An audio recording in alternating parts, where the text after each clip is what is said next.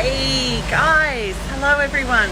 It is Tuesday the 8th of February and I am checking in today from the offices that we now have here in Crow's Nest. So I'll just give people a little bit of time to join us. I hope everybody had a good week. I hope everyone had a great weekend. I had an amazing time with a whole heap of people from Team Tink this last weekend at Lunar New Year festivities. So it was really incredible to get out there and see so many of our community back out on the streets and having a great time for Lunar New Year. So I am doing my usual Tea with Tink today, and I have an amazing person joining me to speak about all things small business across our electorate, and also to talk about future policies as it comes to support for EVs and parking. But what I thought I would do is kick off the Tea with Tink this morning by showing you our new digs. So I am here in Crow's Nest. So Crow's Nest is obviously nearly at the heart of what is the federal seat of North Sydney. I've been getting lots of inquiries recently about the boundaries for the North Sydney electorate, and so we're going to add that information to our website. But I think what is important to know is that it's far bigger than just the suburb of North Sydney. So the boundaries for the North Sydney electorate actually extend all the way from Gladesville through Hunters Hill, Henley Point. They come up around the back, Waverton. They then go through Chatswood, Victoria Road. Anything south of Victoria Road in Chatswood is part of the North Sydney electorate. So it includes Crow's Nest, it includes Northbridge, Camaray, North Sydney, Kirribilli, Millers Point. And then it also goes out through Castle Crag, Middle Cove, around through Cremorne and Neutral Bay. So it's a really big area, but we will put that information up on our website.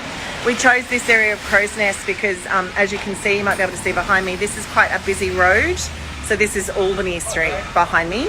And what we wanted was an office space that was easy for people to get to. So just down that end of the street is St Leonard's Station, but also provided us with the opportunity to double as almost a billboard for people to check us out. So behind me, you can see this is our office front window.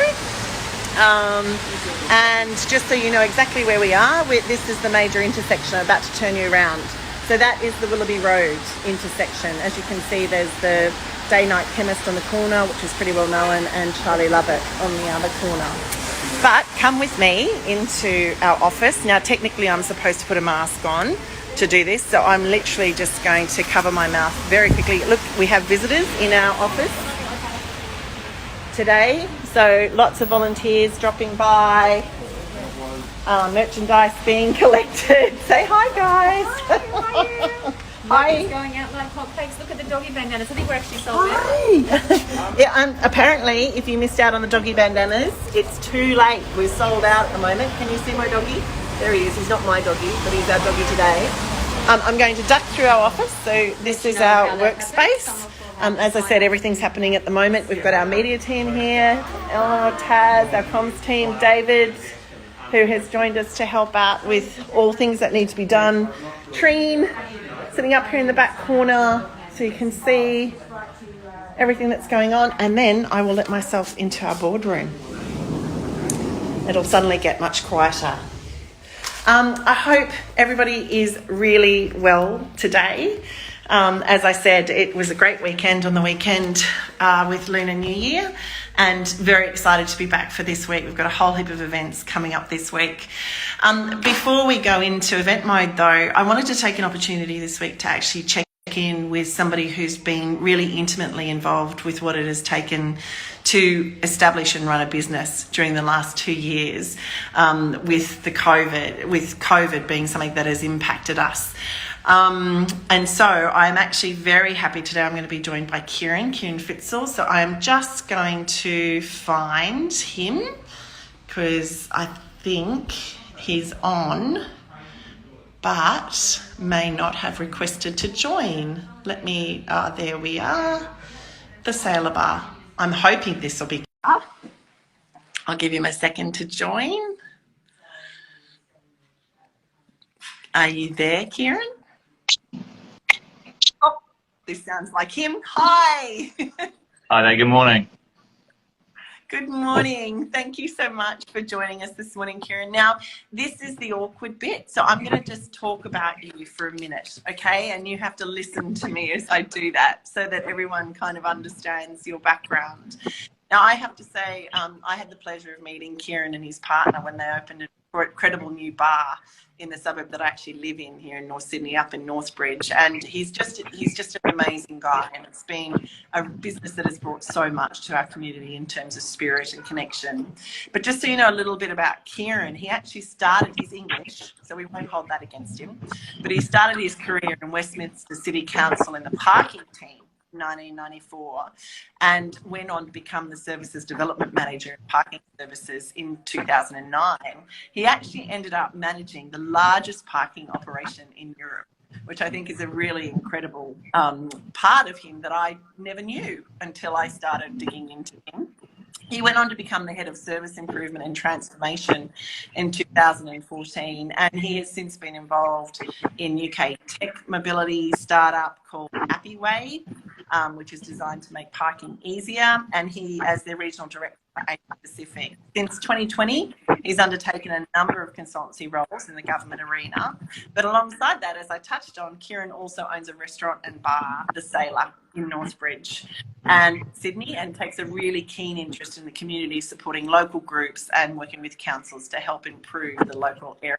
So, Kieran, thank you so much for joining me this morning. Is there anything you'd like to add about yourself now that I've read out your CV? No, I don't think so. I think that pretty much covers it all. Yeah. So I've been in Australia now for about 3 years, and it was an opportunity to do something different, really. So I came out here with my husband, and we wanted to have a little bit of an adventure. So running a bar was never part of the plan. It just sort of happened, but it's been an amazing adventure so far. I'm really enjoying it. And I want to just, to help everybody understand the size of this adventure that you've taken on, though, my recall of when you took over this, well, when you created the Sailor there in Northbridge, was that you literally went to open up in the week that we all got then forced into COVID lockdown for the first time. Am I right in remembering that as the timing? Absolutely, yeah. So we've been talking, sort of looking at a number of premises around Sydney, and this one came on the market, and literally we'd been in negotiations right up until the point, this was March 2020, sort of, so during February of that year. And we got the keys for the bar on the 23rd of March in the morning. And then Sydney went into lockdown at midday that same day. So literally we got the keys and then we had to lock the door. But it was something that we knew was coming. We sort of, the talk was that we were going into a lockdown. So we made a tough decision, and I think we made the right call in the end to sort of just continue, because we knew that the venue here was right, and there was a good opportunity for us to do something in the local area. So we got the keys, we locked up, and then we reopened the window for a takeaway service that following Friday. And can I talk about, I mean, that was incredible resilience, Kieran. You know, like, as you said, you hadn't even started, and all of a sudden you're facing this pretty big challenge. What was it about your modus operandi or your attitude that really thought you could make this work, that you wanted to give it a red hot go? Well, it was, we've never been in the hospitality business. I've never worked in the hospitality business before, so it was a completely new venture for us. And we thought we'd give it a go. I mean, there wasn't a huge amount for us to lose. At that time, lockdown was being talked about as being a short-lived thing, so we certainly didn't anticipate it to go on for as long as it did. But it did, and we got our heads together. We had a couple of friends staying with us at the time who actually helped us out during those first few weeks because they couldn't get back to the UK. So that was a huge support for us as well. They helped decorate and paint the bar. But we felt that Northbridge needed a local venue, a local bar, somewhere where the local community could sort of just meet up, and something casual, nothing too formal. There wasn't a huge amount of opportunities in Northbridge to socialise. So we felt that the area was crying out for something that we could offer. So we just stuck in there. We knew that the takeaway service could work. We had a great chef who came with the business, very thankfully. And he was fantastic at sort of taking our ideas and turning them into reality, really. So we felt that fish and chips was probably the right thing to do as a takeaway. There wasn't anything available in the local area. We loved fish and chips. We come from Brighton in the UK, which is by the seaside. So why not? So I got on the phone to our fish and chip shop back home and said, guys, we're not competition. We're on the other side of the world, but could we have a recipe for your batter, for your fish? So we took their recipe. They kindly gave that to us, and we added our own little touches here using one of the local beers to add to the batter mix, and we just went from there.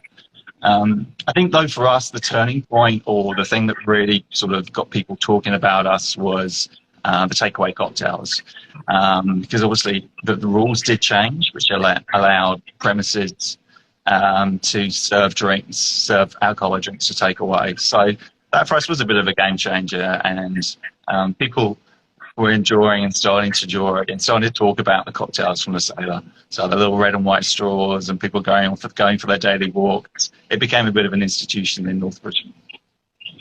It certainly did. Like, I think, you know, in those times when we were all in lockdown, there was buzz about whether or not you'd walk past the sailor at night and who you might see, because obviously we weren't allowed to loiter, you know, but if you had a particular mission you were on, you were outside exercising, right. One friend, but you could run into so many others So talk to me through, like, what it was like through that first lockdown. So how long did that first lockdown impact your business for?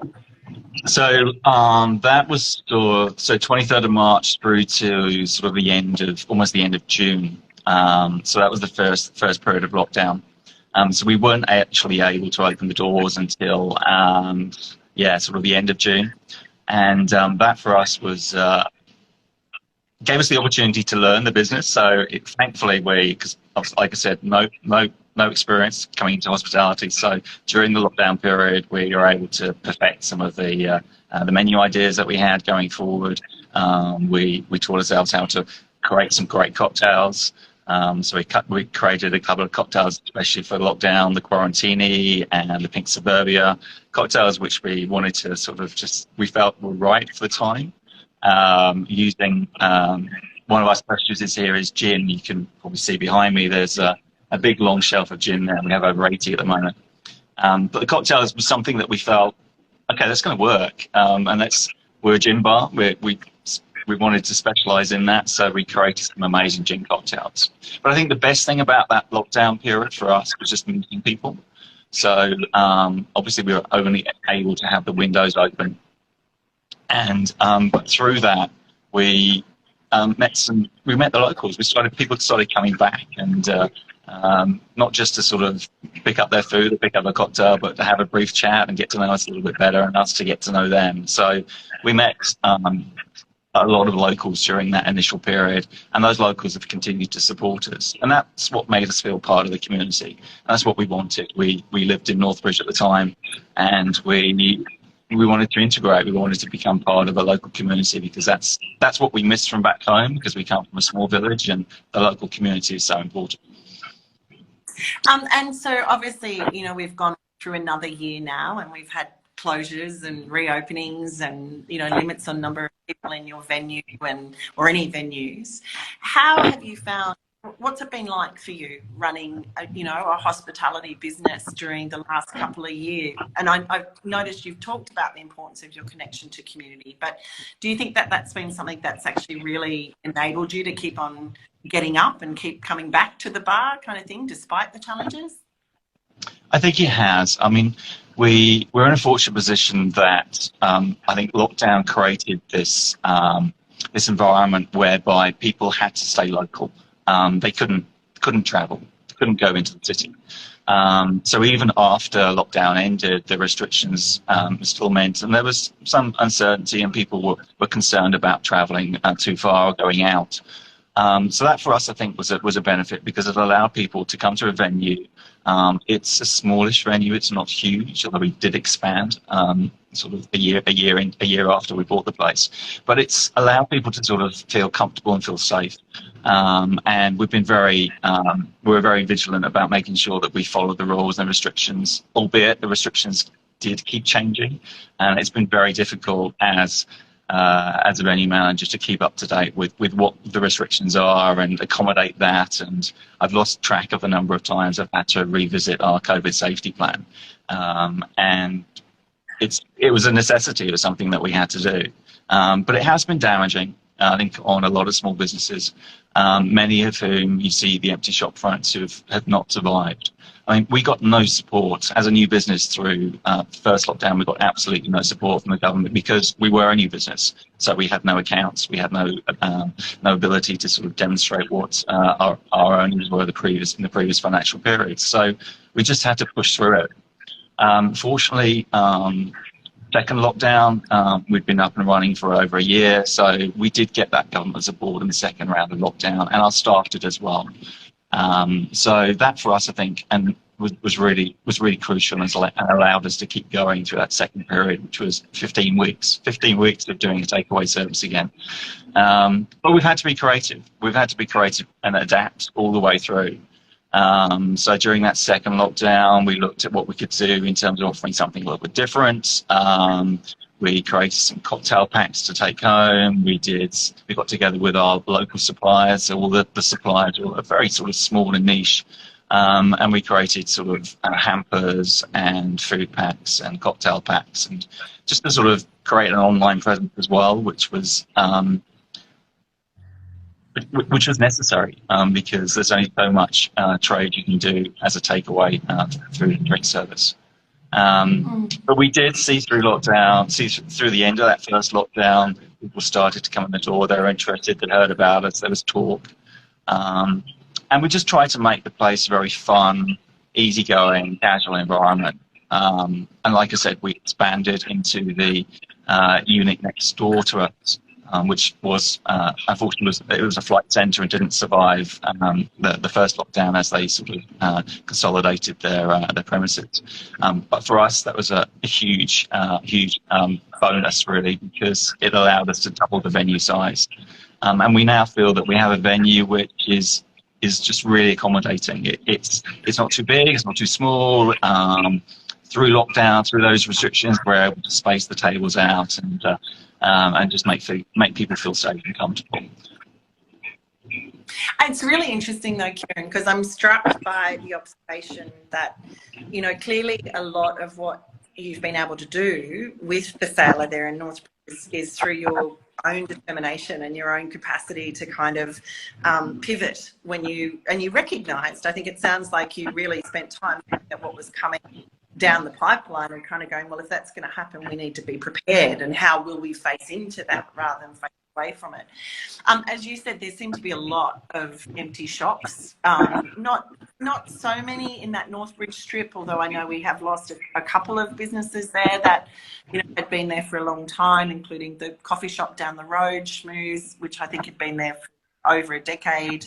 You know, my offices now are here in Crow's Nest, and I walk up and down Bobby Road, and there are a lot of premises that are actually empty. It's not until you actually get out of your car and take that walk that you notice. What things do you think, do you have any thoughts about what we could have done better now that we've been through it, not just once, twice, 3 times?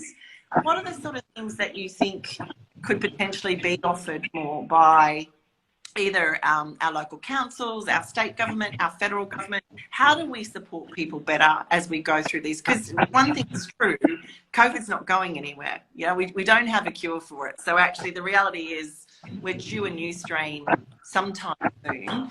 You know, what do you think we could have done better, and what do you think the future looks like in terms of the hospitality sector and new businesses in this, you know, with COVID involved? Yeah, I mean, I think, like I said, for new businesses who were starting out at the beginning, there was no support. So I think that was a particular challenge for us, because we saw other businesses who were getting that getting that support from the government in those initial days, and we just couldn't access that at all. So recognising that entrepreneurship really, because there are businesses that will feel that starting up a new business at that time was the right thing to do. We felt it was the right thing to do, and something that we could sort of push through. But there was no support. So I think recognising that there will be businesses who would appreciate and really benefit from support, who aren't able to meet all the tick boxes and the criteria that's set for getting financial support. I think also there's been a lot of flip-flopping, I think, in terms of the restrictions, and it's been very hard as a small business to keep up to date with that. And I appreciate that there's been new variants, and the government has had to react to those. But for a venue like ours, we can't afford to put somebody on the door and check passports and vaccination records, so it falls down to me or a member of my existing team. And I think it's recognising that there's not a one-size-fits-all approach to this, and you've got to be some flexibility around some of the guidance and the rules. I think access to some of the funds that's been available hasn't been too onerous or too difficult. I think there's always that uncertainty or that fear about when you're applying for grants, whatever, that, oh, am I going to meet the criteria? How difficult is it going to be? But fortunately, I think they made the process relatively straightforward. One thing I didn't really, as a licensee, as someone whose details are shared with New South Wales government, I wasn't getting regular updates. So they had my contact details, they had my information. I could have got regular updates. They could have been more transparent, and they could have given more notice around certain changes, because some of the changes were thrown on us at the very last minute. So, for example, I talked about selling the cocktails as a takeaway service. There was obviously, I don't know if you're aware, but in Bondi there was a bit of an issue with people going on margarita cruise. So the New South Wales state government, they cracked down on that over the weekend, and within sort of a 48-hour period, it was illegal to sell a takeaway cocktail unless it was in a sealed container. So we had to adapt quickly to that. So there wasn't much notice, and for some businesses, they just couldn't adapt that quickly. We were lucky, I think, at the time that we'd started thinking about that route, because I'd seen some other venues that had done that across the globe, particularly in the UK. There was a business there that was doing takeaway cocktail packs, so the planning in my head was already there.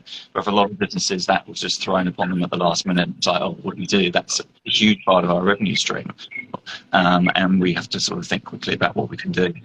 So yeah, so the notification around sort of rules and changes wasn't great. So I think it could have been a better communication.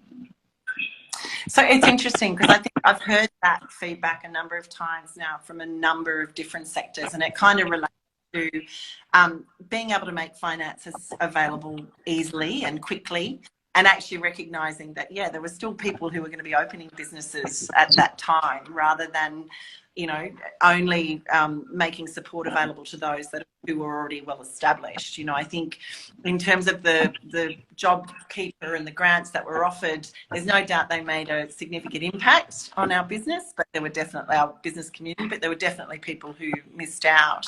I think too, I've heard time and again that role of, and it's almost a process of consultation and communication, you know, so rather than decisions just being made on the fly without an actual consultative process with various industry groups, what we saw from many businesses was that they just find a rhythm and get into the groove, and then, as you said, 48 hours later, whatever they'd come to be really good at was no longer available. So I think what I'm hearing more is it really is important that there is that constant consultative process between your community and those organisations that are governing us, so that their decisions are actually thought through and timed in a way that it enables people to adapt. Because I don't know about you, Kieran, but my observation was I think some small business owners just got worn down. You know, like that may have been doing it tough, but it still was just the idea of can I keep getting up and facing this every day? What's going to be the next change? Absolutely. Really worth the stress. You know, I don't need this in my life anymore. I'm closing. So I think that's, and for me, I think these are really important things that we stop and take on board, because it means we can get better at doing it as we move forward. You know, being human is learning, and having the capacity to evolve and adapt. And I think it's really important that across all levels of our society, we're looking at what we've learned over the last 2 years and taking that knowledge on board to pre-plan, much like you have done in your business. You know, you're already thinking about what it'll look like 3-6 months down. I want to also talk to you, how has it been in this last phase with the let it rip kind of strategy? I mean, how are you going with staffing? Are you finding, you know, customers are still turning up? Have your numbers dropped again? Like, because now we're sort of at that opposite end of the strategy in terms of we're just going to go with it. How's it impacted you there at the Sailor? Yeah, I think so. When the restrictions eased last October, we certainly saw a surge, and it was so pleasing to sort of get things back to normal. And business was very good. So that run up to Christmas, yeah, great, absolutely great. I think once the borders reopened, people were allowed to travel, and we expected January to be a quiet period because people do go away. It's the summer holidays. So we planned for that, and we made a decision to close for a period of time, and gave me an opportunity to go back to the UK as well. So that was great. That worked both ways. But I think and now we're starting to pick things up slowly. I mean, it's been a quiet January. February was a little bit of a slow start. I don't think the weather's helping too much. But the big issue, I think, for a lot of small business at the moment, particularly in the hospitality sector, is staffing. So there are countless sort of adverts you see in shop windows or restaurant windows: staff wanted, staff needed. And there's a real big shortage. Front of house staff, kitchen staff, chef, all of that is severely impacted by the travel restrictions that have been in place. Obviously, the skilled visas have opened up, and the announcement yesterday about tourist visas is going to be a huge benefit, because we need that flow of people coming into the country, so that the staff can start to turn over. Because what you're seeing at the moment is the pool of staff that are available to work in Australia at the moment, particularly in the hospitality sector, they have a real choice. They can choose where they want to go and work, and they will often pick the hot spots. So places that have a little bit of prestige or whatever. So little places like us, we found it a little difficult to attract staff. We've been fortunate because we've got some good casual members on our books, and we've got a good kitchen crew. But we could do with more staff. I mean, I'm keen to open this venue up for a daytime service, so to do a breakfast and brunch service over the weekends. But I can't find a daytime manager. I need an operations manager who can manage that shift for me. And at the moment, they're just not available.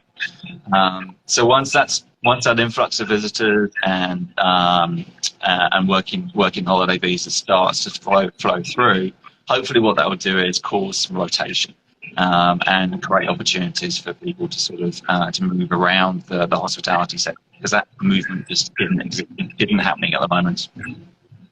Well, and we're seeing that staff shortage impacting our entire economy, aren't we? Like you said, you know, it's hospitality, it's retail, it's business services. You know, I know even on the campaign side, we've been looking for people to come in and help us with office admin, and as you said, there's just jobs than there are people in Australia at the moment. So I think we do need that influx again of, you know, people coming into our country and wanting to participate. It doesn't help that we also, in last year, we lost 80,000 people actually chose to leave Australia because of our border restrictions, you know, and went home to places like the UK and the US, New Zealand, because they'd lost that opportunity to move freely. So, and this year, I believe we're on track to lose a similar number. So, you know, I think it's ensuring that our in and out mechanisms are at least equal, and, you know, that we have sensible approaches when it comes to control and border admission is really, really important.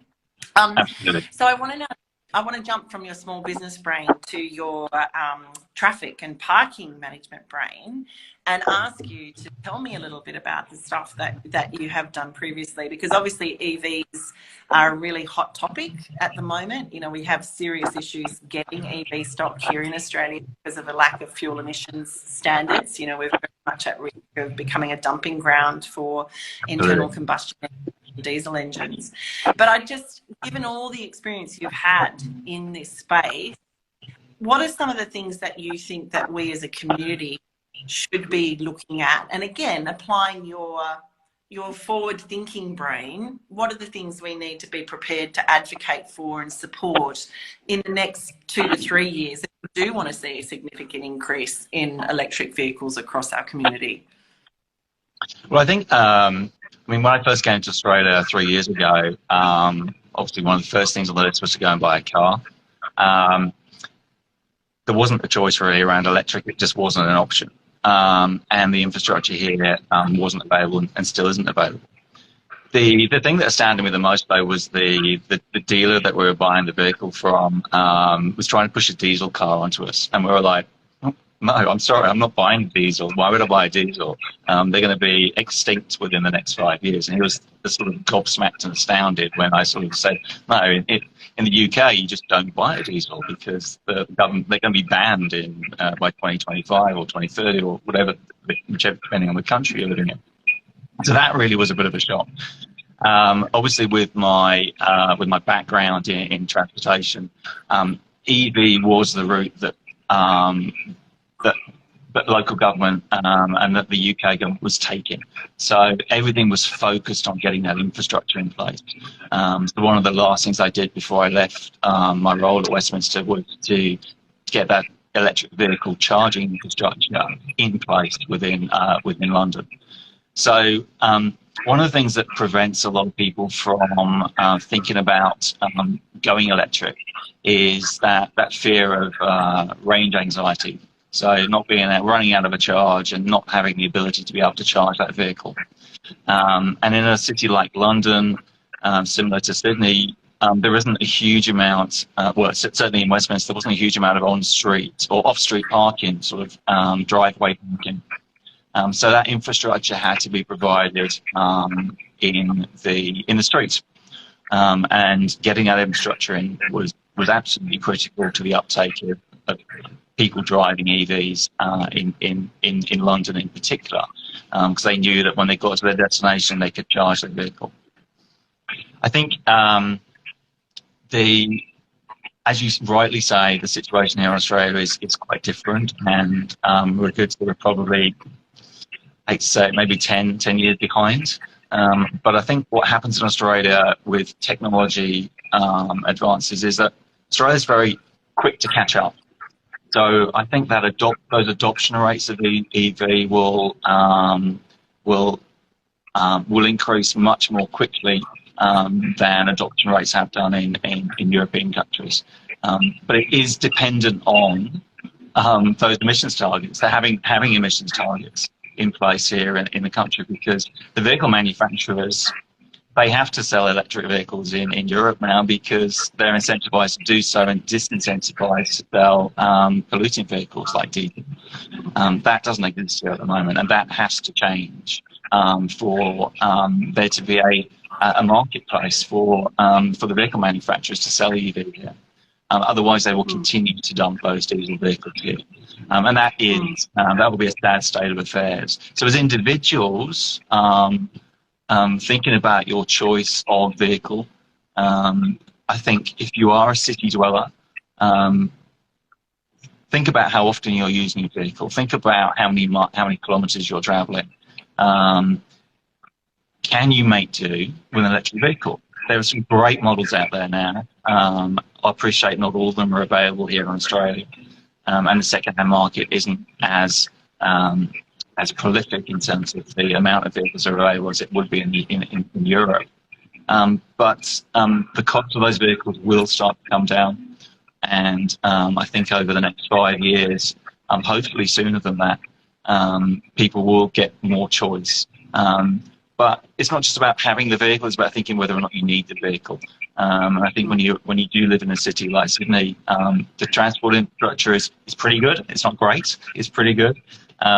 It could be better, but you can get around the city using public transport, or even making choices around which taxi company you're going to use. If taxi companies are taking up sort of hybrid or electric vehicles, choose them because they're doing the right thing.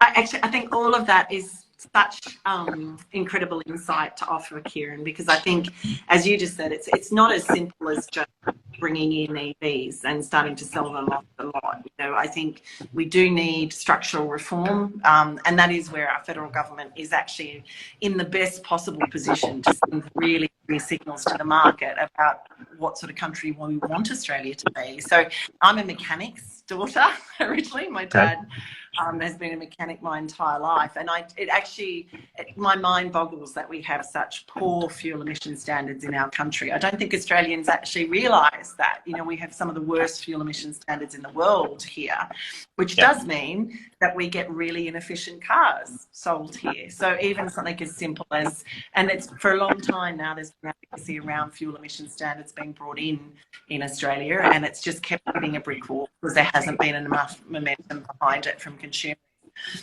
I think the other thing, I look to what some of the states are doing. So, you know, the ACT government, I think, are doing an amazing job when it comes to transitioning their territory to a fully renewable and sustainable energy system. They are now 100% renewable and sustainable energy down there. And in fact, the ACT government has brought in a mandate where all of their new fleet cars are actually electric cars.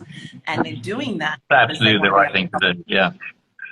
And they create a second-hand market because, as we know, government cars get turned over every 3 years. So immediately you have a second-hand fleet that makes it more accessible for more Australians. And I think the thing that frustrates me about that is that that's a territory government that's doing that. You know, imagine if our federal government took that same approach and went, right, from this point on, you know, we are only going to buy electric vehicles and we're going to help supercharge our electric vehicle market. I think there are also opportunities then for us when it comes to manufacturing in Australia. We lost our car industry here in Australia a number of years ago, but the entire sector's changed, you know, and if we can re-gear our economy so that we're a superpower in sustainable and renewable energy, and we can create really cheap energy because we have so much sun and we have so much wind and we have so much water, all of a sudden that, you know, energy costs are a major component in manufacturing. If we've got some of the cheapest energy costs in the world, we're going to create an environment for our manufacturing sector to be reignited. And, you know, it's these conversations that I think we need to be having at that national level, because I think the national government's job is to send clear messages to the market, coordinate across states and territories so that really good ideas getting rolled out faster, and then to provide funding when necessary, you know, when there is that opportunity for innovation or research and development.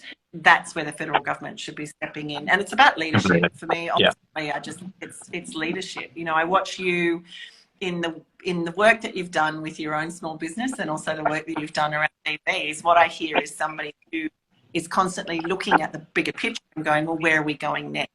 You know, which is true leadership, and we're lacking that at our federal level at the moment. So it's great to know there's people like you across our community in North Sydney who are actually showing how to get it done on a day-to-day basis. So, Kieran, I think, you know, I love the Sailor. It's a great bar. I want to thank you. I think you've brought so much to our community in terms of a place for us to gather. And you know, we've now seen Martha's move in next door to you, and it kind of feels like there is a soul there where previously we were a little bit flat. So thank you for everything you're doing there. And on the EV stuff, I'd love to continue to talk to you, because actually I look around our North Sydney electorate and think of all the electorates in the country, we really could be a sustainable and renewable superpower. You know, not many of us, you know, a lot of the North Shore families, a lot of us don't drive more than a sort of a 5-10K radius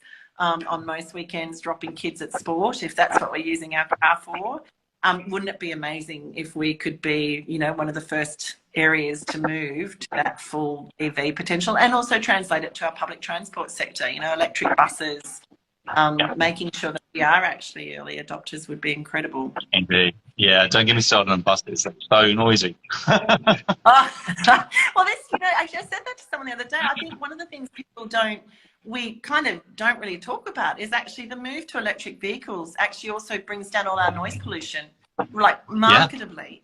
And that's got to be, a great outcome for our societies and our streets and our schools and stuff. So there are more reasons to move that way than not. And I think, this is a classic case of, I think as a community, we can drag our politicians to it if we need to. It's not about not having access to the technology, it's that we don't have the political will.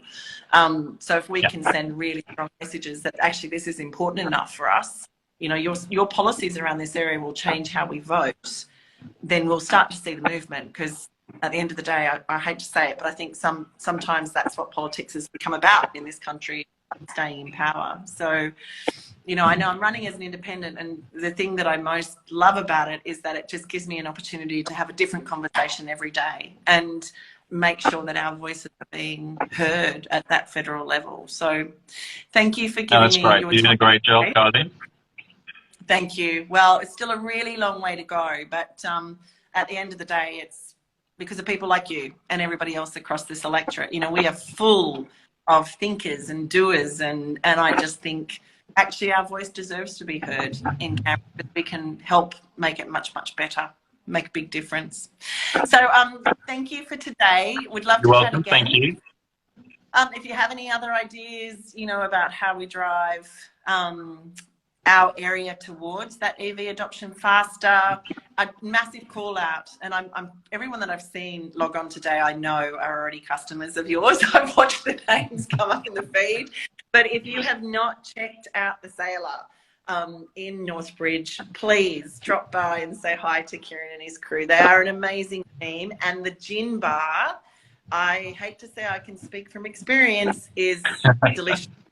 I also love, and we didn't talk about it, but actually you stock local gins and stuff. Like I know when I was there last, it was a brewery from, was it Warrawee or? So these are, this is a local gin. So the guys are called Unexpected Guest from Willoughby. So yeah, very good. Willoughby. And it's very yummy. I can actually say it's very yummy. So thanks, Kieran. I look forward to seeing you soon. You too as well. You take care. All the best. Goodbye. See you soon, guys. Bye.